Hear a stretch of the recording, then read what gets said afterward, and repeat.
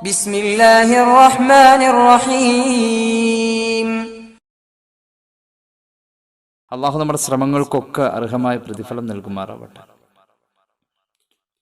പരിശുദ്ധമായ ഖുർആൻ അടിക്കടി മുഅ്മിനീങ്ങളെ ഉണർത്തുന്ന ഒരു കാര്യമാണ് ക്ഷമയെക്കുറിച്ച്. ക്ഷമ എന്നത് പല നിലയിലുണ്ട്. അള്ളാഹുവിനെ വഴിപ്പെടുന്നതിൽ കാണിക്കുന്ന ക്ഷമയാണ് ഏറ്റവും വലിയ ക്ഷമ. പിന്നെ ക്ഷമ കാണുന്നത് നമുക്ക് വരുന്ന ആപത്തുകൾ, ബുദ്ധിമുട്ടുകൾ, രോഗങ്ങൾ, പ്രയാസങ്ങൾ, ഈ സന്ദർഭത്തിലും ഒരു പ്രത്യേക ക്ഷമ വേണം. ഇത് റബ്ബ് തന്നതാണ് എന്ന വിചാരത്തോടുകൂടെ ക്ഷമിക്കണം. അപ്പോൾ അതിന് അർഹമായ പ്രതിഫലം ഉണ്ടെന്നാണ് മുഹമ്മദ് റസൂൽ സല്ലല്ലാഹു അലൈഹി വസല്ലം പഠിപ്പിച്ചത്. അള്ളാഹു തന്നതാണ് എന്ന തോന്നലോടുകൂടെ ക്ഷമിച്ചാൽ ആ ക്ഷമ ശരിക്കും ഒരു ഇബാദത്തിന്റെ പരിപൂർണതയിലെത്തുകയാണ്. അതേക്കുറിച്ചുള്ള ഒരു ചെറിയ ഓർമ്മപ്പെടുത്തലാണ് ഇൻഷാ അല്ലാഹ് ഇന്നത്തെ നമ്മുടെ ഈ ചർച്ച കൊണ്ട് ഉദ്ദേശിക്കുന്നത്. അള്ളാഹുവിന്റെ പരീക്ഷണം ഈ ഭൂമിയുടെ നിയമമാണ്. അള്ളാഹു ജീവിതത്തെയും മരണത്തെയും സൃഷ്ടിച്ചത് തന്നെ പരീക്ഷിക്കാൻ വേണ്ടി എന്നാണ്. തബാറക്കല്ലദീ ബിയദിഹിൽ മുൽക്കു വഹുവ അലാ കുല്ലി ഷൈഇൻ ഖദീർ. അള്ളാഹുവിനെ കുറിച്ച് നമ്മോട് പറയാം. ആരാ അള്ളാഹു? ബിസ്മില്ലാഹിർ റഹ്മാനിർ റഹീം. തബാറക്കല്ലദീ ബിയദിഹിൽ മുൽക്കു വഹുവ അലാ കുല്ലി ഷൈഇൻ ഖദീർ. الذي خلق الموت والحياة ليبلوكم أيكم أحسن عملا وهو العزيز الغفور. ആരാ അല്ലാഹു? അവൻ ഏറെ മഹത്വങ്ങൾ നിറഞ്ഞവനാണ്, പരിശുദ്ധനാണ്. അല്ലാഹു നമുക്ക് കരുണ ചെയ്യട്ടെ.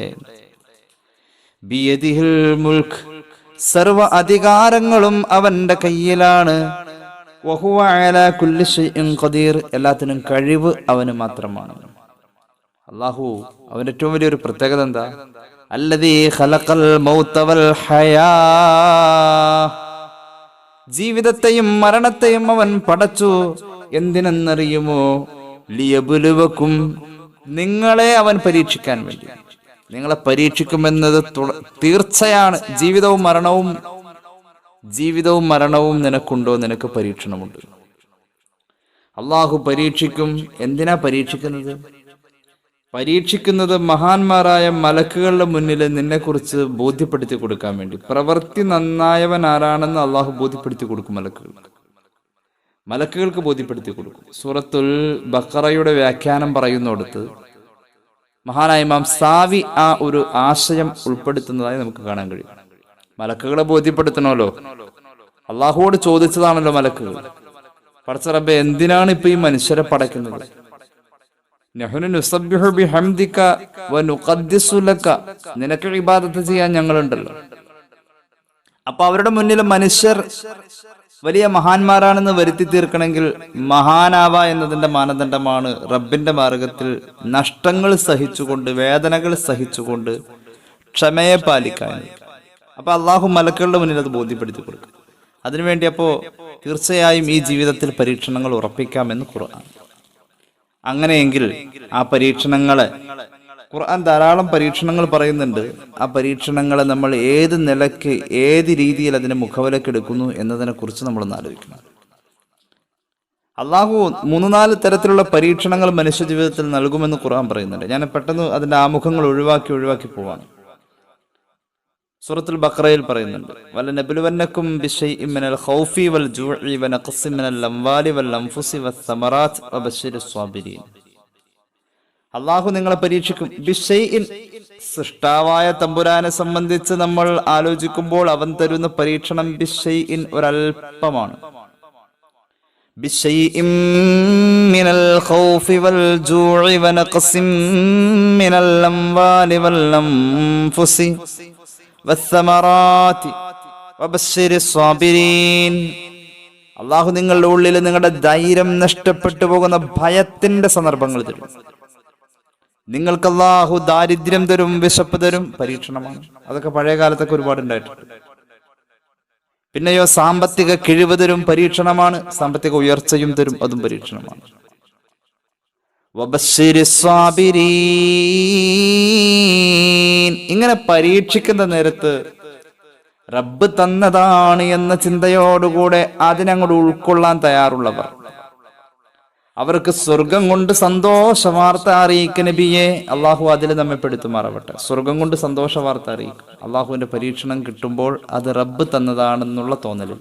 അപ്പൊ നമ്മൾ ആദ്യം തന്നെ തുടങ്ങി വെച്ചപ്പോ പറഞ്ഞിരുന്നു, റബ്ബ് നമ്മെ പരീക്ഷിക്കുന്ന നേരത്ത് നമ്മെ സംബന്ധിച്ചിടത്തോളം അള്ളാഹു തന്നതാണെന്നൊരു തോന്നലോടുകൂടെ ആ പരീക്ഷണങ്ങളിൽ, നമ്മുടെ പ്രയാസങ്ങളിൽ, വേദനകളിൽ, രോഗങ്ങളിൽ ഒക്കെ നമ്മൾ ക്ഷമിക്കുകയാണെങ്കിൽ പടച്ച റബ്ബ് തീർച്ചയായിട്ടും അതിന് വലിയൊരു പ്രതിഫലം നമുക്ക് വെച്ചിട്ടുണ്ടെന്ന് പരിശുദ്ധ റസൂൽ സല്ലല്ലാഹു അലൈഹി വസല്ലം. അപ്പൊ അതിന്റെ ആകത്തുക റബ്ബ് തന്നതാണെന്നൊരു തോന്നല് മനസ്സിൽ നിന്ന് പലപ്പോഴും ഇല്ലാതെ പോകുന്നു എന്നതാണ് വസ്തുത. റബ്ബ് തന്നതാണെന്നൊരു തോന്നല് പലപ്പോഴും നമ്മുടെയൊക്കെ മനസ്സിൽ ഇല്ലാതെ പോവാണ്. നമുക്ക് ഇതെന്തോ ഒരു വിധിയാണ് എന്നൊക്കെ പറഞ്ഞ് അങ്ങനെ അങ്ങോട്ട് എന്തെങ്കിലും മുടന്തൻ ന്യായങ്ങൾ പറഞ്ഞത് ഒഴിവാക്കും. പക്ഷേ റബ്ബ് തന്നതാണെന്നൊരു തോന്നലാണ് ഇതിന്റെയൊക്കെ കാതലായ വശം. അള്ളാഹുവിനെ കുറിച്ചുള്ള ഓർമ്മയ്ക്ക് വേണ്ടിയിട്ടായി പരീക്ഷണം. അള്ളാഹു നമുക്ക് തൗഫീഖ് ചെയ്ത് അനുഗ്രഹിക്കുമാറാവട്ടെ. സ്വർഗം കൊണ്ട് സന്തോഷ വാർത്ത അറിയിക്ക് നബിയെ എന്ന് പറഞ്ഞപ്പോൾ വബശ്ശിരി സ്വാബിരീൻ, അള്ളാഹുവിന്റെ പരീക്ഷണങ്ങൾ സ്വീകരിക്കുന്ന നേരത്ത് ക്ഷമ കൈക്കൊള്ളുന്നവർക്ക് സ്വർഗം കൊണ്ട് സന്തോഷ വാർത്ത അറിയിക്കണമെന്ന് പറഞ്ഞല്ലോ. ആ സ്വർഗം കൊണ്ട് സന്തോഷ വാർത്ത ലഭിച്ചവരാരാ? അവരുടെ ക്വാളിറ്റി കണ്ടോ? അല്ലദീന ഇദാ അസ്വാബത്ഹും മുസീബ, അവർക്ക് റബ്ബിന്റെ ഭാഗത്ത് നിന്നും ഒരു മുസീബത്ത് എത്തിക്കഴിഞ്ഞാൽ, ഒരു പരീക്ഷണം എത്തിയാൽ, ഒരു ഇടങ്ങേറ് വന്നവർക്ക്, ആ സമയം അവർ അള്ളാഹു തന്നതാണെന്ന വിചാരത്തോടുകൂടെ ക്ഷമിക്കുകയും പ്രതിവചിക്കേണ്ട വാക്കിൽ അവരുടെ പ്രതികരണ രൂപം ഇങ്ങനെയായിരിക്കും. എങ്ങനെ? ഇന്നാ ലില്ലാഹി വ ഇന്നാ ഇലൈഹി റാജിഊൻ. അള്ളാഹു തന്നതാ, ഇതൊക്കെ അള്ളാഹു തന്നതാ, അള്ളാഹുവിലേക്കാ. ഇതിന്റെയൊക്കെ ഒടുക്കവും അടക്കവും ഒക്കെ അള്ളാഹുവിലേക്കാ. ഞങ്ങൾ ഞങ്ങളുടെ റബ്ബിനുള്ളതാണ്, ഞങ്ങളുടെ റബ്ബ് ഞങ്ങളിൽ പലതും പരീക്ഷിക്കും, ഇതൊക്കെ റബ്ബിനുള്ളതാ, റബ്ബിന്റെ അവകാശമാണിത്. അത് സ്ഥാപിക്കണം, മനസ്സുകൊണ്ട് അങ്ങോട്ട് അംഗീകരിക്കണം. അല്ലദീന ഇദാ അസാബത്ഹും മുസീബത്തുൻ ഖാലൂ ഇന്നാ ലില്ലാഹി വ ഇന്നാ ഇലൈഹി റാജിഊൻ. അല്ലാഹു നമുക്ക് നമ്മുടെ ബുദ്ധിമുട്ടുകൾ അഭിമുഖീകരിക്കുന്ന സന്ദർഭങ്ങളിൽ ഈ തിരിച്ചറിവ് തരുമാറാവട്ടെ. റബ്ബേ, ഇത് നീ തന്നതാണെന്ന് മനസ്സിൽ അങ്ങോട്ട് ഉറപ്പിക്കും. എന്നിട്ട് ഈ ദിക്ർ ചൊല്ലും, ഇന്നാ ലില്ലാഹി വ ഇന്നാ ഇലൈഹി റാജിഊൻ. വലിയ പവിത്രതയുള്ള ദിക്റാണ്. ഏതായാലും ഈ വിഷയത്തിന്റെ ഒരു അടുത്ത ഭാഗം നമുക്ക് എപ്പോഴെങ്കിലും കുറച്ച് വിശാലമായി തന്നെ പറയേണ്ടതുണ്ട്. ഇന്നാ ലില്ലാഹി വ ഇന്നാ ഇലൈഹി റാജിഊൻ എന്നതൊക്കെ കുറെ അധികം പറയാനുണ്ട്. ഞാൻ ആ ഭാഗങ്ങൾ വിടാണ്. അള്ളാഹു തന്നതാണെന്നുള്ള തോന്നലും ഉണ്ടെങ്കിൽ തീർച്ചയായും നമുക്കതിന് കൂലിയുണ്ട്. ഒരു സത്യവിശ്വാസിക്കായി ഇത് ഉൾക്കൊണ്ട് പറയാൻ കഴിയും. ഒരു സത്യവിശ്വാസിയെ സംബന്ധിച്ച് അവന് മാത്രമായി ഒരു പ്രതികരണത്തിൽ പൂർണ്ണമായ ആത്മാർത്ഥതയിൽ പറയാൻ കഴിയും. അള്ളാഹു സത്യവിശ്വാസികളിൽ പെടുത്തുമാറാവട്ടെ. അള്ളാഹുവിന്റെ ഹബീബ് സല്ലല്ലാഹു അലൈഹി വസല്ലം തങ്ങൾ അതുകൊണ്ട് ഈ സത്യവിശ്വാസി എന്ന അത്ഭുത ജീവിയെ കുറിച്ച് പറഞ്ഞത് എന്താ അറിയുമോ? സത്യവിശ്വാസിക്ക് ആ പ്രയാസം വരുമ്പോൾ പടച്ചവനെ സ്തുതിച്ച് പറയാൻ കഴിയും, പടച്ചവനെ ഓർക്കാൻ കഴിയും. അതൊരു അത്ഭുത. ഒരു മുഅ്മിനായ മനുഷ്യന്റെ കാര്യം എത്ര അത്ഭുതമാണ്. ഇന്ന അംറഹു കുല്ലഹു ഖൈർ. മുഅ്മിനായ മനുഷ്യന് ലാഭവും നഷ്ടവുമില്ല, എല്ലാം ലാഭം തന്നെയാണ്. സത്യവിശ്വാസിയെ സംബന്ധിച്ച് സങ്കടവും ലാഭമാണ്, സന്തോഷവും ലാഭമാണ്. സത്യവിശ്വാസിയുടെ കാര്യം വല്ലാത്ത അത്ഭുതമാണ്. ലൈസ ദാലിക ലി അഹദിൻ ഇല്ലാ ലിൽ മുഅ്മിൻ ഇല്ലാ ലി മുഅ്മിൻ.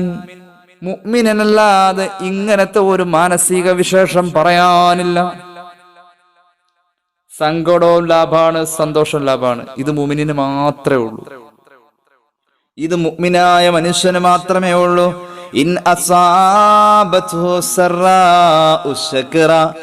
മുഅ്മിനായ മനുഷ്യന് വരുന്നത് പ്രയാസങ്ങളും സങ്കടങ്ങളുമാണ് എന്ന പോലെ തന്നെ മുഅ്മിനായ മനുഷ്യന് വരുന്നത് സന്തോഷങ്ങളാണെങ്കിൽ റബ്ബിനെ മറക്കൂല, അവൻ ശുക്ർ ചെയ്യും.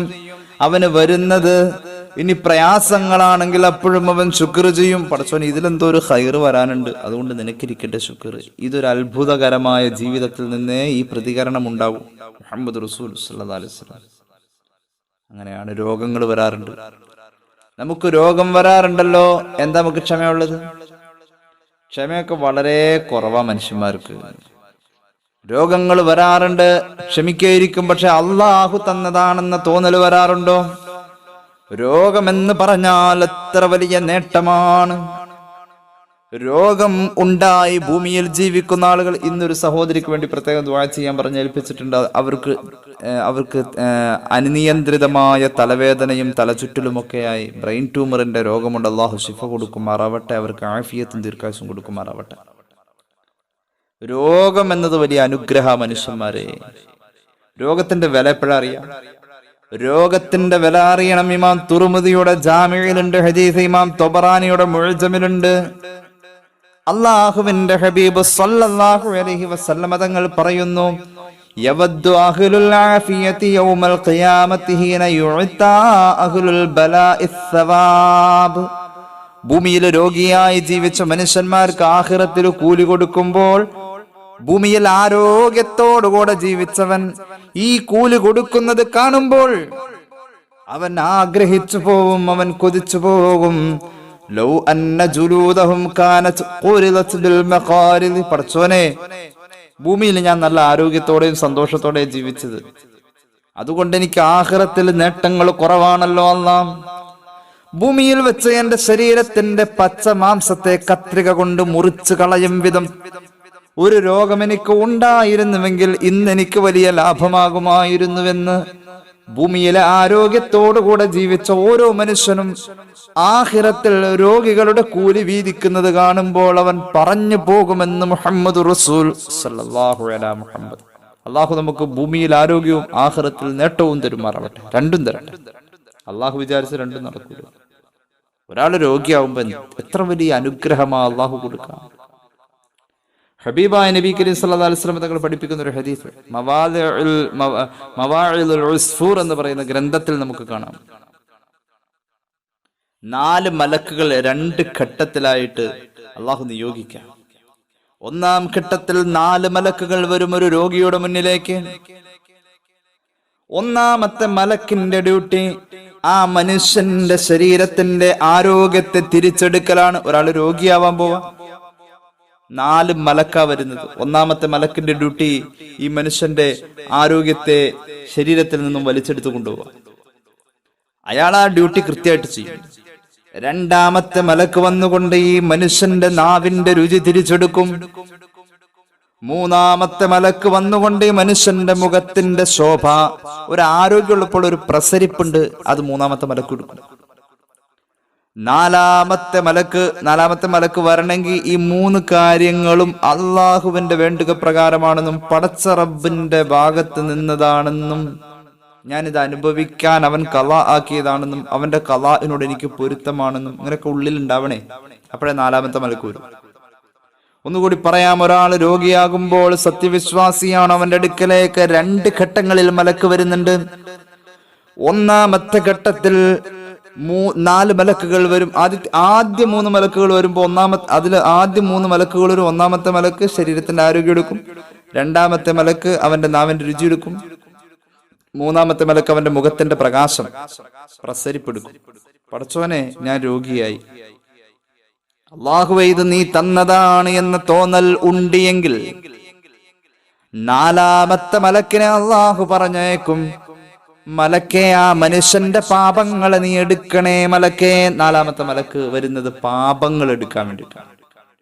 1ാമത്തെ മലക്കും 2ാമത്തെ മലക്കും 3ാമത്തെ മലക്കും വന്ന് യഥാക്രമം ആരോഗ്യവും നാവിന്റെ രുചിയും മുഖത്തിന്റെ പ്രകാശവും ഒക്കെ വലിച്ചു കൊണ്ടുപോവാ.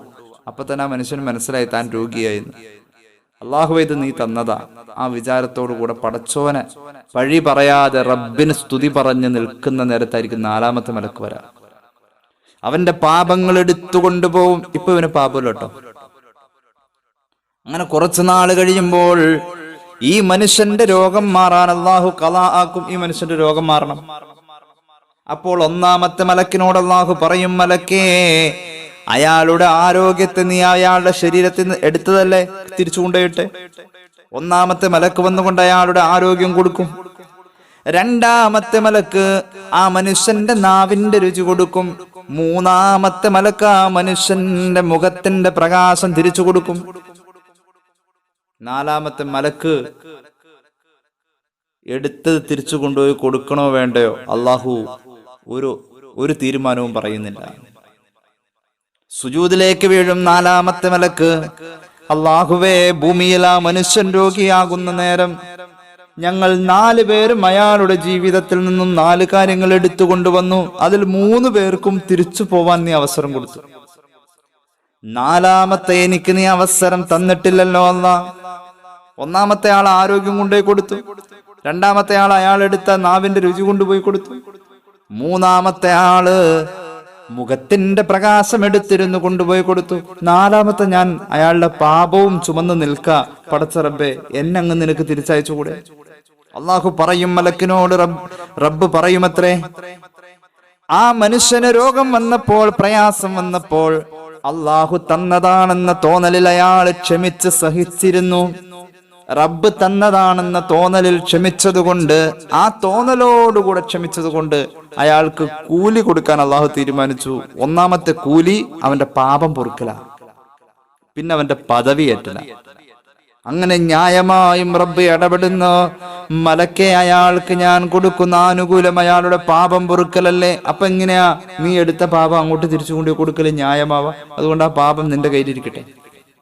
പടച്ച റബ്ബേ, അയാൾ ചെയ്ത പാപം എന്തിന് ഞാൻ വഹിക്കണം? ഞാനിതെന്ത് ചെയ്യണം റബ്ബേ? അള്ളാഹു പറയും, എന്നാൽ ആ പാപം കൊണ്ടുപോയി നീ സമുദ്രത്തിലെറിയ. മഹാന്മാരായ തസവുഫിന്റെ പണ്ഡിതന്മാർ പറയുന്നു, അങ്ങനെ മലക്ക് ഈ രോഗിയുടെ പാപം കൊണ്ടുപോയി സമുദ്രത്തിൽ എറിയും. ആ പാപങ്ങളിൽ നിന്നാണ് പിന്നീട് ചീങ്കണ്ണികൾ സമുദ്രത്തിൽ ജന്മമെടുക്കുന്നത്.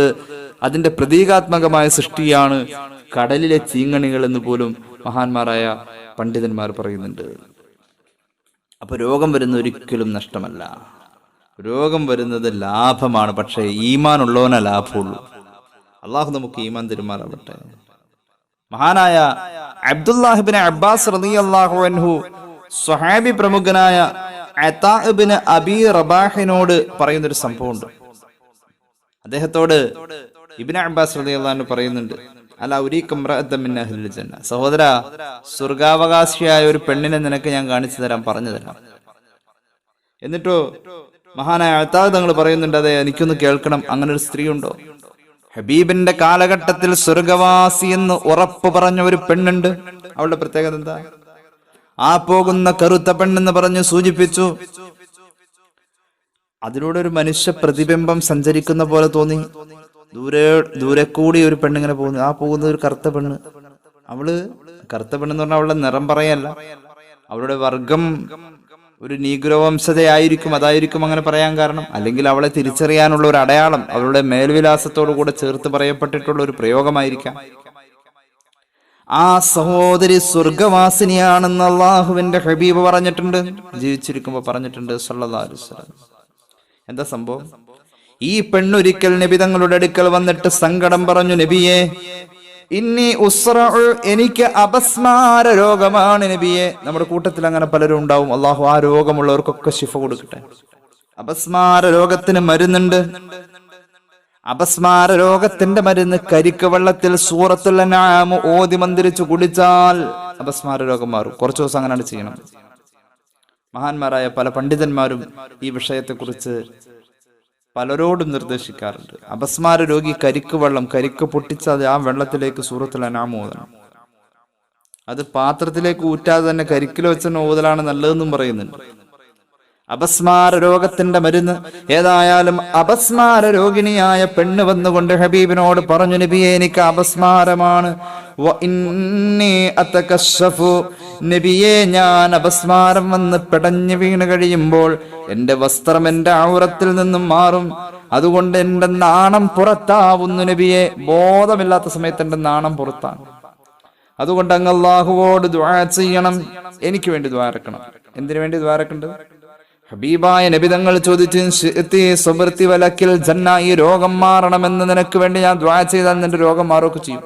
പക്ഷെ നീ ആ രോഗത്തോടുകൂടെ ക്ഷമിച്ചു കഴിയുകയാണെങ്കിൽ, ഇതെന്റെ റബ്ബ് തന്നതാണെന്ന തോന്നലോടുകൂടെ ക്ഷമിച്ചു കഴിയുകയാണെങ്കിൽ പെണ്ണെ, അള്ളാഹു നിനക്ക് സ്വർഗം തരും. ഹബീബായ നബി കരീം സല്ലല്ലാഹു അലൈഹി വസല്ലം ആ സഹോദരിയോട് അങ്ങനെ പറഞ്ഞു.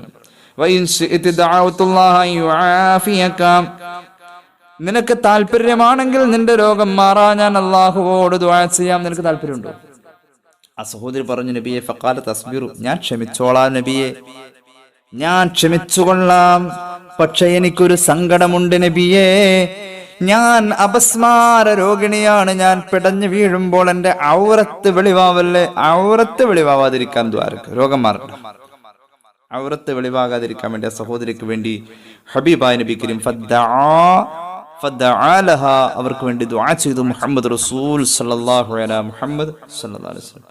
അപ്പോൾ മഹാന്മാരൊക്കെ ഈ രോഗം വരിക എന്ന അവസ്ഥയെ അള്ളാഹുവിനെ സ്തുതിക്കാനുള്ള ഒരു അവസരമായ കണ്ടത്. സഅദ് ബിൻ അബി വഖാസ് റളിയല്ലാഹു അൻഹു ഇഹ്യാലുണ്ടല്ലോ സംഭവം. സ്വഹാബി പ്രമുഖനായ സഅദ് ബിൻ അബി വഖാസ് റളിയല്ലാഹു അൻഹു അശറത്തുൽ മുബശ്ശിരീങ്ങളിൽപ്പെട്ട മഹാൻ, സ്വർഗ്ഗം കൊണ്ട് സന്തോഷ വാർത്ത അറിയിക്കപ്പെട്ട 10 പേരിൽ ഒരാളാണ്. കൈ അങ്ങോട്ട് ഉയർത്തി തേടിയ അപ്പ തന്നെ ദുആക്ക് ഉത്തരമുള്ള മഹാനാണ്, ചെറിയ ആളൊന്നുമല്ല. കൈ ഉയർത്തി തേടിയാൽ അപ്പോൾ തന്നെ ദുആക്ക് ഉത്തരമുള്ള മഹാൻ. കൈ അങ്ങോട്ട് പൊക്കിയ താഴേക്ക് വരുന്നതിന് മുമ്പ് തന്നെ ദുആക്ക് ഉത്തരമുണ്ട്. ആ സഅദ് ബിൻ അബി വഖാസ് റളിയല്ലാഹു അൻഹു മഹാനവറുകൾ എപ്പോഴും ദുആ ചെയ്താൽ ഉത്തരമുണ്ട്. പക്ഷേ മഹാനവറുകളെ സംബന്ധിച്ചിടത്തോളം 2 കണ്ണുകളുടെ കാഴ്ച നഷ്ടപ്പെട്ടു. 2 കണ്ണുകളുടെ കാഴ്ച നഷ്ടപ്പെട്ടു വർഷങ്ങളോളം. ആർക്കും മനസ്സിലായില്ല കണ്ണിന് കാഴ്ചയില്ല എന്നുള്ളത്. മഹാനവറുകളുടെ മുന്നിൽ വരും, ദുആ ചെയ്യും, വരും പോവും അങ്ങനെ ആളുകൾ വന്നു പോകലായപ്പോ ഒരാളത് ശ്രദ്ധിച്ചു. ഈ മഹാന് കണ്ണിന് കാഴ്ചയില്ല. ചോദിച്ചു, തങ്ങളെ, ആയിരങ്ങളുടെ ദുആക്ക് നേതൃത്വം കൊടുത്തവർക്ക് മനസ്സിന് സമാധാനമായി തേന്മഴകൾ പെയ്തിറങ്ങുന്ന സമാധാനത്തിന്റെ സന്ദർഭമുണ്ടാക്കാൻ ഏതൊരു ദുആഇന്റെ ശക്തിയാണോ ആ ദുആഇന്റെ ഉടമ അങ്ങല്ലേ? അങ്ങയുടെ കണ്ണിന്റെ കാഴ്ചക്ക് വേണ്ടിയിട്ടൊന്ന് ദുആ ചെയ്തുകൂടെ? അങ്ങയുടെ 2 കണ്ണിനും കാഴ്ച കിട്ടാൻ വേണ്ടി ഒന്ന് ദുആ ചെയ്താൽ അങ്ങേക്ക് പെട്ടെന്ന് കാഴ്ച കിട്ടില്ലേ? ആ മഹാൻ പറഞ്ഞു, ഞാൻ ചോദിച്ചാൽ എനിക്ക് ഉത്തരമുണ്ടെന്ന ഉറപ്പ് എനിക്കുണ്ട്. എന്റെ റബ്ബിനെ കുറിച്ച് എനിക്ക് നല്ല ഭാവനയുണ്ട്. എന്നാണ് അള്ളാഹു പറഞ്ഞിട്ടുള്ളത്. എന്റെ അടിമ എന്നെ കുറിച്ച് എന്താണോ വിചാരിക്കുന്നത് ഞാൻ അവിടെ ഉണ്ടെന്ന്. എന്റെ റബ്ബിനെ കുറിച്ചുള്ള എന്റെ വിചാരം, ഞാൻ എന്ത് ചോദിച്ചാലും അവൻ എനിക്ക് ഉത്തരം തരുമെന്നാണ് എനിക്ക് ഉറപ്പുണ്ട്, എനിക്ക് ഉത്തരം കിട്ടും. പക്ഷെ എന്റെ റബ്ബല്ലേ എനിക്ക് തന്നത് എന്റെ 2 കണ്ണിന്റെ കാഴ്ച വേണ്ട എന്ന അവസ്ഥ എന്റെ റബ്ബല്ലേ എനിക്ക് തന്നത്. അതിലവൻ എന്തോ ഒന്നുണ്ട്, എന്തോ ഒരു താല്പര്യം അതിലവനുണ്ട്. എന്റെ റബ്ബല്ലേ എന്റെ 2 കണ്ണിന്റെ കാഴ്ച തിരിച്ചെടുത്തത്. ആ കാഴ്ച തിരിച്ചെടുത്തതിൽ അവൻ എന്തോ ഒരു താല്പര്യം അതിലുണ്ട്. ആ താല്പര്യത്തിന്റെ പുറത്ത് എന്റെ താല്പര്യത്തെ ഞാൻ അവനോട് ചോദിക്കല് ശരിയല്ലല്ലോ. സയ്യിദുനാ സഅദ് ബിൻ അബി വഖാസ് അൻ-നഖാജാ റളിയല്ലാഹു അൻഹു. മഹാന്മാരുടെ ചിന്താഗതി അങ്ങനെ. നമുക്കിപ്പോ അങ്ങനെ ചിന്തിക്കാൻ കഴിഞ്ഞില്ലെങ്കിലും നമുക്ക് അറ്റ്ലീസ്റ്റ് അള്ളാഹു തന്നതാണെന്നൊരു ബോധമുണ്ടാവണം. സന്തോഷം വരുമ്പോൾ റബ്ബിനെ മറക്കരുത്. അറബിയിൽ ഒരു ചൊല്ല് തന്നെയുണ്ട്, കുൻസാബിറൻ ഇൻദൽ ബലാഇ സാകിറൻ ഇൻദർ റഖാഇ റാളിയം ബിൽ ഖളാഇ തകും മിനസ് സുഇദാഇ എന്ന്. നിനക്ക് ആഖിറം രക്ഷപ്പെടുന്ന, ദുനിയാവ് രക്ഷപ്പെടുന്ന ആളായി തീരണമെങ്കിൽ 3 കാര്യം നിന്നിൽ ഉണ്ടായാൽ മതി. ആഖിറം രക്ഷപ്പെടുന്നവർക്കും ദുനിയാവും ആഖിറവും രക്ഷപ്പെടുന്നവർക്കും 3 ഗുണങ്ങൾ ഉണ്ടായാൽ മതി. ഈ തത്വം വലിയ അർത്ഥമുള്ളതാണ്. 3 ഗുണമുള്ളവർക്ക് ദുനിയാവും ആഖിറവും രക്ഷപ്പെടാം. ഒന്നാമത്തേത്, റബ്ബ് തരുന്ന പരീക്ഷണങ്ങളിൽ ക്ഷമിക്കാൻ കഴിവുണ്ടാവണം. അള്ളാഹു തരുന്ന സന്തോഷങ്ങളിൽ അവന് സ്തുതി പറയാനുള്ള മനസ്സുണ്ടാവണം. റബ്ബ് തീരുമാനിക്കുന്നവന്റെ ഖളാഇൽ അവനോട് തൃപ്തിയും പൊരുത്തവും ഉണ്ടാവണം. ഈ 3 കാര്യങ്ങളുണ്ടെങ്കിൽ ഒരു മനുഷ്യനെ സംബന്ധിച്ചിടത്തോളം അവൻ ദുനിയാവും ആഖിറവും വിജയിച്ചവനായി. 2 ലോകത്തും വിജയിക്കാൻ കഴിയും. ഹബീബായ നബി കരീം സല്ലല്ലാഹു അലൈഹി വസല്ലം തങ്ങളുടെ സഹാബി പ്രമുഖൻ അബൂദർദാ റളിയല്ലാഹു അൻഹു പറയാറുണ്ടായിരുന്നു, മൻ യുക്സിർ ദുആ ഇൻദർ റഖാഇ യുസ്തജാബു ലഹു ഇൻദൽ ബലാഇ എന്ന്. ഒരാൾക്ക് സന്തോഷം വരുമ്പോൾ ദുആ ചെയ്യൽ കൂട്ടണം. അങ്ങനെയുണ്ട്. സന്തോഷം വരുമ്പോ ഇപ്പൊ ദ്വാരക്കലൊന്നുമില്ല, നിസ്കാരം തന്നെയല്ല. ഒരാൾക്ക് സന്തോഷം വരുമ്പോൾ അവൻ ധാരാളം ദുആ ചെയ്യണം. പടച്ചോനെ എനിക്ക് നീ അത് തന്നു, ഇത് തന്നു, അൽഹംദുലില്ലാ, ഇനിയും വേണമല്ല, ധാരാളം ദുആ ചെയ്തോ. പഠിച്ചു വെച്ചോ, സന്തോഷം വരുമ്പോൾ ധാരാളം ദുആ ചെയ്യണം. എന്നാൽ ഈ ദുആയൊക്കെ കണക്ക് കൂട്ടി അവന് അള്ളാഹു നൽകുന്നത് എപ്പോഴാ? അവനൊരു സങ്കടം വരാനുണ്ടെങ്കിൽ ആ സങ്കടത്തിൽ അള്ളാഹു ഈ ദുആ മുഴുവൻ ഒരു കാവലാക്കും. സന്തോഷം വന്ന് ദുആ ചെയ്യണം, സന്തോഷം വന്ന് ദുആ ചെയ്യണം. മഴ പെയ്തിറങ്ങുമ്പോൾ സന്തോഷമുണ്ടല്ലോ ഒരുപാട്. നാളത്തെ വേനലിന്റെ കൊടും ചൂടിൽ വരണ്ടു നിൽക്കുമ്പോൾ ഒരു മഴങ്ങ പെയ്യാണെങ്കിൽ സന്തോഷം ഉണ്ടാവും അല്ലെ? മനുഷ്യന്മാർക്ക് സന്തോഷം ഉണ്ടാവും. മഴ പെയ്യുമ്പോൾ, ചാറ്റൽ മഴ പെയ്യുമ്പോൾ ഒരു സന്തോഷം. ആ സന്തോഷത്തിൽ അപ്പോൾ ദുആ എന്നാൽ ഉത്തരമുണ്ടെന്ന് മുഹമ്മദ് റസൂൽ സല്ലല്ലാഹു അലൈഹി മുഹമ്മദ് സല്ലല്ലാഹു അലൈഹി വസല്ലം. മഴ പെയ്യുമ്പോഴുള്ള ദുആക്ക് ഉത്തരമുണ്ട്. അതൊരു സന്തോഷം. കുറെ കാലത്തോളം വെള്ളമില്ലാതെ പ്രയാസപ്പെട്ട് വേനലിന്റെ കൊടുംചൂടിൽ പ്രയാസപ്പെടുന്ന സമൂഹത്തിന്റെ ഇടയിലേക്ക് ഒരു മഴ പെട്ടെന്ന് വേനലിന്റെ ഇടയിൽ ഒരു തണുത്ത കാറ്റ് വീശി ഒരു നല്ലൊരു മഴ പെയ്തിറങ്ങിയപ്പോൾ ആ മഴയിൽ എല്ലാവരും സന്തോഷിച്ചിരിക്കുന്ന നേരത്ത് ആരെങ്കിലും ദുആ ചെയ്താൽ ആ ദുആക്ക് ഉത്തരമുണ്ടാകുമെന്ന് മുഹമ്മദ് റസൂൽ സല്ലല്ലാഹു അലൈഹി വസല്ലം നമ്മെ പഠിപ്പിക്കുന്നുണ്ട്. മാത്രവുമല്ല അബൂദർദാ തങ്ങളുടെ വാക്ക് തുടരുന്നു,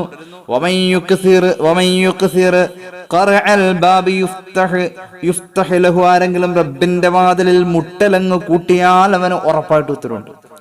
കൂടെ റബ്ബിനോട് ചോദിച്ചുകൊണ്ടിരുന്ന ഉറപ്പായിട്ട് ഉത്തരവുണ്ട്. ഇത് മഹാന്മാരായ പണ്ഡിതന്മാർ രേഖപ്പെടുത്തുന്നു. താരിഖ് ദിമഷ്കിൽ ഈ ചരിത്രം, ഈ സംഭവം നമുക്ക് കാണാൻ കഴിയും. അപ്പൊ ഏതായാലും അള്ളാഹു തരുന്ന രോഗങ്ങള് അത് വെറുതെ അല്ല. അള്ളാഹു തരുന്ന രോഗങ്ങൾ ഒരു മനുഷ്യനെ, നമ്മളിങ്ങനെ കാണാറുണ്ട് ചില ആളുകളൊക്കെ രോഗം വന്നിട്ട് ഇങ്ങനെ കിടന്ന കിടപ്പ് തന്നെ. അയാളെ സംബന്ധിച്ചിടത്തോളം നമ്മളിങ്ങനെ പറയും, കണ്ടോ ഒരാൾ ആ രോഗം വന്നു കഴിഞ്ഞിട്ട് അയാൾ ഇങ്ങനെ പ്രയാസപ്പെട്ട് വല്ലാത്ത അവസ്ഥയിലാണ് ജീവിക്കുന്നത്. ഇങ്ങനെ കിടന്ന് നരകിക്കാന്നൊക്കെ പറയും. അങ്ങനെയുള്ളവരെ കുറ്റം പറയാൻ പാടില്ല, അവരെ കളിയാക്കാൻ പാടില്ല. എന്താ കാരണം എന്നറിയോ? അള്ളാഹു അവരുടെ പാപങ്ങൾ ഇങ്ങനെ കഴുകി വൃത്തിയാക്കി ആ മനുഷ്യനെ സ്വർഗാവകാശിയാക്കാം. അങ്ങനെയാണ് സംസ്കരണം നടക്കാണ്. അയാളിപ്പോൾ പരീക്ഷണത്തിന്റെ തീച്ചോളയിലാണ്. അയാൾ ഇനി പുറത്തേക്ക് വരുന്നത് വലിയൊരു മഹാനായിട്ടാണ്. ഇയാളുടെ പാപങ്ങളൊക്കെ അവിടെ പൊറുക്കുക. രോഗം വന്ന് ഒരാൾ പ്രയാസപ്പെട്ട് കൊടുക്കുമ്പോൾ ഹബീബായ നബി തങ്ങൾ പഠിപ്പിച്ചുള്ള ഇമാം അബൂദാവൂദിന്റെ സുനനിലുണ്ട് ഹദീസ്. അഹ്മദ് ഇമാമൊക്കെ ഉദ്ധരിക്കുന്ന ഹദീസിൽ കാണാൻ, തൊബറാനി ഒക്കെ ഉദ്ധരിക്കുന്നുണ്ട്. ഹബീബായ നബി തങ്ങൾ പഠിപ്പിക്കുന്നു, ഖാല റസൂലുള്ളാഹി സ്വല്ലല്ലാഹു അലൈഹി വസല്ലം, ഇന്നൽ അബ്ദ ഇദാ സബഖത ലഹു മിനല്ലാഹി മൻസിലത്തുൻ. ഒരാൾക്ക് അല്ലാഹുവിങ്കൽ ഒരു പദവി നേരത്തെ തന്നെ റബ്ബ് ഖളാ ആക്കിയിട്ടുണ്ടെങ്കിൽ, അല്ലാഹു നമുക്ക് തൗഫീഖ് ചെയ്യട്ടെ, ഫലം യബ്ലുഗ്ഹാ ബിഅമലിൻ, അവന്റെ അമൽ കൊണ്ട് ആ പദവിയിലെത്താൻ അവന് പറ്റുന്നില്ല. എന്നാൽ ഇബ്തലാഹു അല്ലാഹു ഫീ ജസദിഹി ഔ ഫീ മാലിഹി ഔ ഫീ വലദിഹി, ഒന്നുകിൽ അല്ലാഹു അവന്റെ ശരീരത്തിൽ ഒരു പ്രയാസം കൊടുക്കും, അല്ലെങ്കിൽ അവന്റെ മുതലിൽ പ്രയാസം കൊടുക്കും, അല്ലെങ്കിൽ അവന്റെ മക്കളിൽ പ്രയാസം കൊടുക്കും. അല്ലാഹു ഈ പ്രയാസങ്ങൾ ഇല്ലാത്തൊരു ജീവിതവും ആഖിറത്തിന്റെ നേട്ടവും നമുക്ക് തരട്ടെ. ദുനിയാവും ആഖിറവും രക്ഷപ്പെടണം. അല്ലാഹു തൗഫീഖ് ചെയ്യുമാറാവട്ടെ. ഏതായാലും ഒരു മനുഷ്യനെ അല്ലാഹു തആല ഒരു വലിയ പദവിയിലേക്ക് എത്തിക്കാൻ തീരുമാനിച്ചു. ഇവൻ അമൽ കൊണ്ട് ആ പദവിയിലേക്ക് എത്താൻ കഴിയാത്തവനുമാണ് എങ്കിൽ അല്ലാഹു ദുനിയാവിൽ അവന് പരീക്ഷണം കൊടുക്കും. അവന്റെ ശരീരത്തിലോ സമ്പത്തിലോ മക്കളിലോ പരീക്ഷിക്കും. എന്നിട്ടോ അതെല്ലാം അല്ലാഹു തന്നതാണെന്ന തോന്നലോടുകൂടെ അവൻ അത് ക്ഷമിച്ചു കഴിഞ്ഞാൽ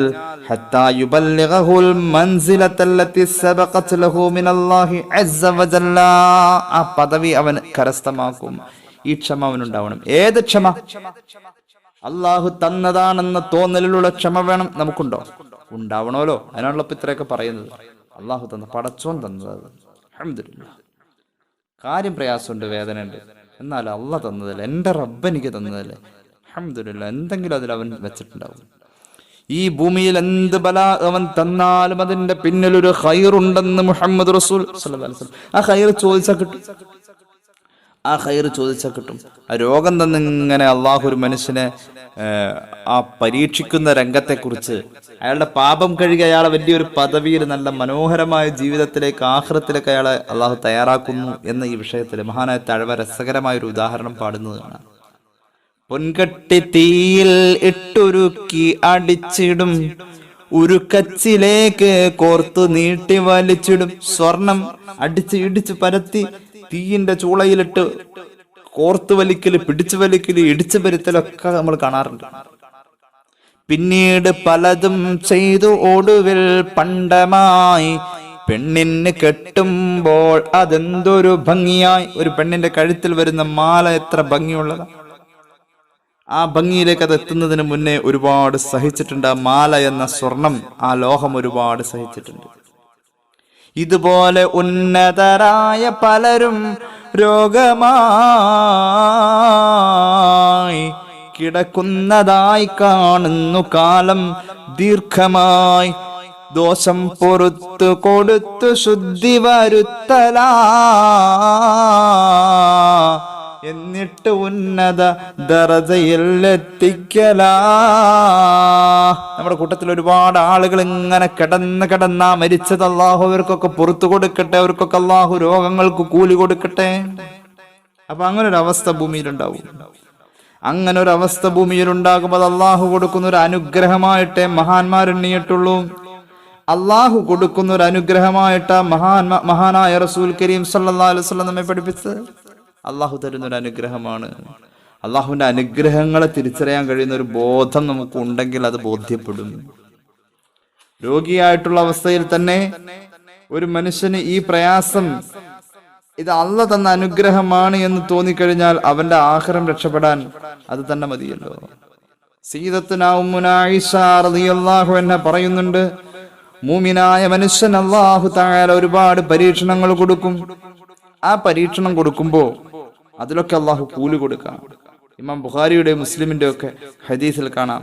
ആയിഷ റളിയല്ലാഹു അൻഹ പറയാ, റസൂലുള്ളാഹി സ്വല്ലല്ലാഹു അലൈഹി വസല്ലം തങ്ങൾ പറഞ്ഞിട്ടുണ്ട്, മാ മിൻ മുസീബത്തിൻ തുസീബുൽ മുസ്ലിമ, ഒരു മുസ്ലിമായ മനുഷ്യന് ഒരു മുസീബത്ത്, ഒരു പ്രയാസം, ഒരു ഇടങ്ങേറ്, ഒരു രോഗം, ഒരു സങ്കടം വരുന്നു, ഇല്ലാ കഫറല്ലാഹു അൻഹു ബിഹാ, അതിന്റെ പേരിൽ അള്ളാഹു അവന്റെ പാപം പൊറുക്കും.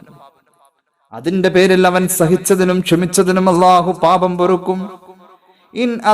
എന്നിട്ട് റസൂലുള്ളാഹി പറയുകയാണ്, അങ്ങനെ പാപം പുറത്തു കൊടുക്കുമ്പോൾ അല്ലാഹു തആല ആ മനുഷ്യന് അനുഭവിച്ച വേദനയിൽ കൊടുക്കുന്ന കൂലി എത്രത്തോളം എന്ന് ചോദിച്ചാൽ, ഒരു മുള്ള് തറച്ച കാര്യത്തിന് പോലും അല്ലാഹു തആല അവന് പ്രതിഫലം കൊടുക്കുമെന്ന.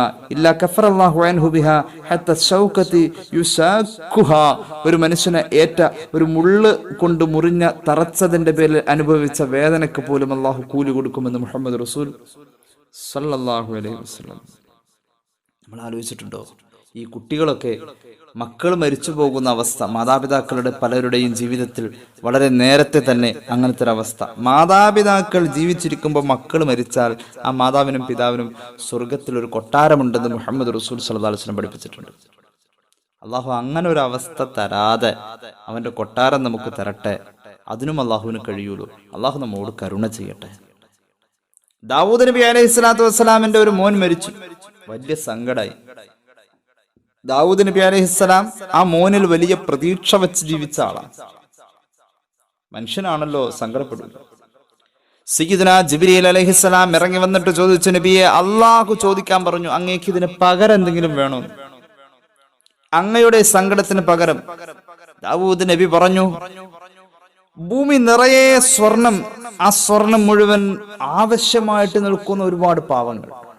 ഒന്ന് സങ്കല്പിക്കാം, ഭൂമി നിറയെ സ്വർണം, ആ സ്വർണം ഈ ആവശ്യക്കാർക്ക് മുഴുവനും ഞാൻ സ്വതക്ക കൊടുത്തു. അപ്പൊ ഒരു കൂലി എനിക്ക് കിട്ടില്ല ജിബ്രീലേ? ആ കൂലി പോരാം എനിക്ക് ഈ കാര്യത്തിൽ.